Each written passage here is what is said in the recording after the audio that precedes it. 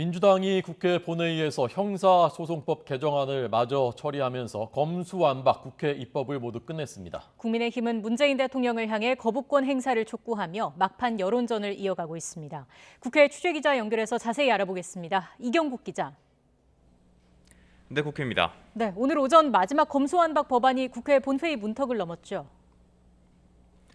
네, 그렇습니다. 오전 10시쯤에 열린 국회 본회의에서 검수완박의 마지막 법안이라고 할 수 있는 형사소송법 개정안이 민주당의 압도적인 찬성 아래 통과가 됐습니다.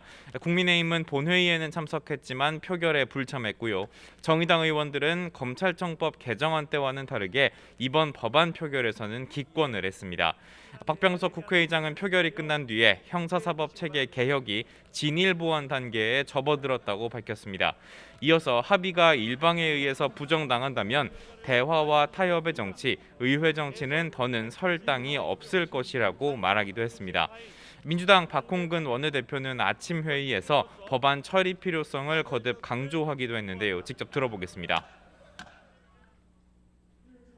수사권을 축소 조정하고 별건 수사를 금지해 국민 피해를 최소화하는 것은 우리 국회가 합의한 중재안의 정신이었습니다.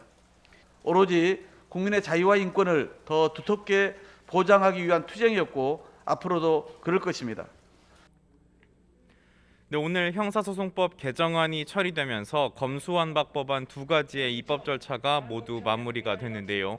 법안들은 오늘 문재인 대통령이 주재하는 국무회의 의결을 거쳐 공포돼서 9월 초부터 시행될 전망입니다.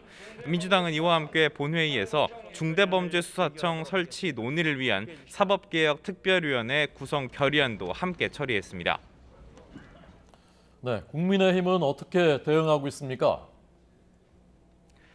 네, 법안들이 본회의를 통과하긴 했지만 국민의힘은 검수완박을 막기 위한 막판 총력전을 이어가고 있습니다. 권성동 원내대표는 형사소송법 개정안 통과 이후 시작과 과정, 결과까지 모두 불법이고 부당하다고 강하게 비판했습니다. 들어보겠습니다. 모든 게 꼼수로 점철이 된 처리였다. 목적과 수단이 모두 정당하지 못했고 불법으로 점철이 된 겁니다. 문재인 정부와 민주당의 그런 부정과 비리를 감추고 회피하겠다는 의도이고. 네, 국민의힘은 본회의 전에는 회의장 앞에서 피켓 시위를 진행하면서 민주당의 법안 강행 처리를 강하게 규탄했고요.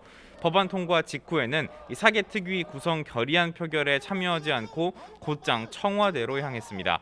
국민의힘 의원들은 청와대 앞에서 검수완박 법안들에 대한 문재인 대통령의 거부권 행사를 촉구하고 있습니다. 국무회의가 열릴 때까지 항의를 이어가면서 대대적인 여론전을 펼친다는 계획인데요. 권성동 원내대표는 직접 청와대로 가서 문재인 대통령과의 면담 요구서를 전달하기도 했습니다. 지금까지 국회에서 전해드렸습니다.